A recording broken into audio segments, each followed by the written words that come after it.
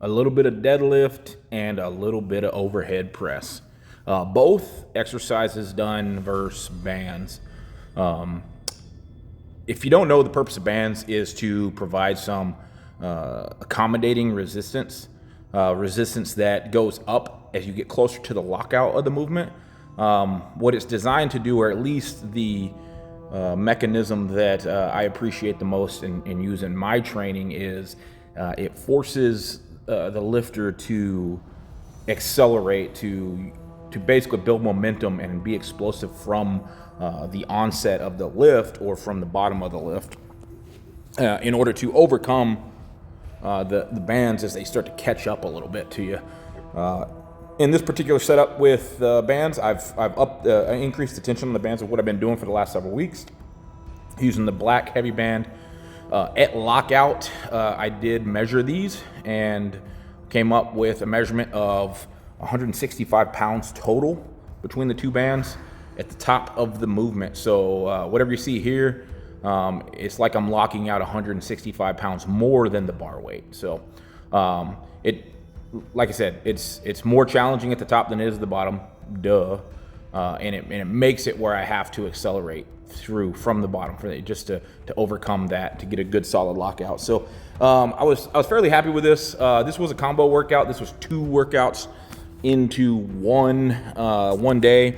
I didn't get all the accessories in because I was limited on time, as I have been a lot lately. This is the reason I was doing 2 workouts combo into one, is because traveling a little bit more for work. So being out of town in a different place with not quite as good of a gym equipment, so end up missing sessions.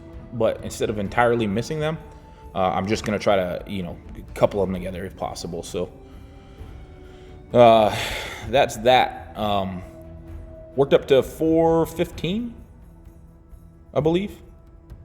I think one of the harder parts of bands, using the bands, is just getting the setup just right and making sure the barbell is kind of right in the center of the bands. Otherwise you get some weird pulls on it.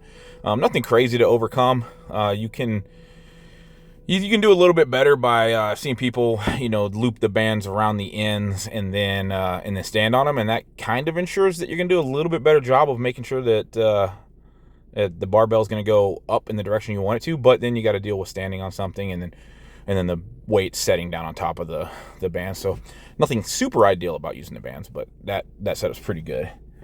And then overhead press versus bands. I've not done a lot of pressing overhead with bands, so trying to figure out exactly which bands to use was pretty much a shot in the dark, and I did not get the reps that I was intended to get. So I definitely guessed wrong. These should not have been as hard as they were for me. 50% to 60% weights, or 70% might have been the top set.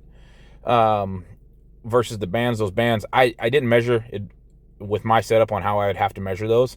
It'd be kind of cumbersome to try to measure what those equal at the top, but I would guess somewhere around an additional, 75 to 100 pounds at the top of the press.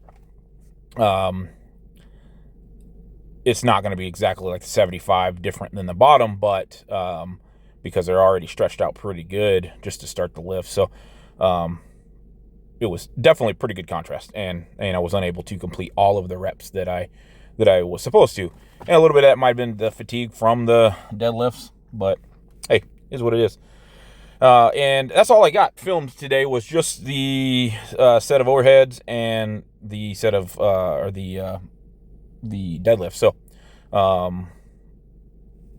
hey, just goes to show you, at least the message in here should be that even if it ain't ideal, you didn't get it in exactly when you're supposed to, still just go ahead and get it in.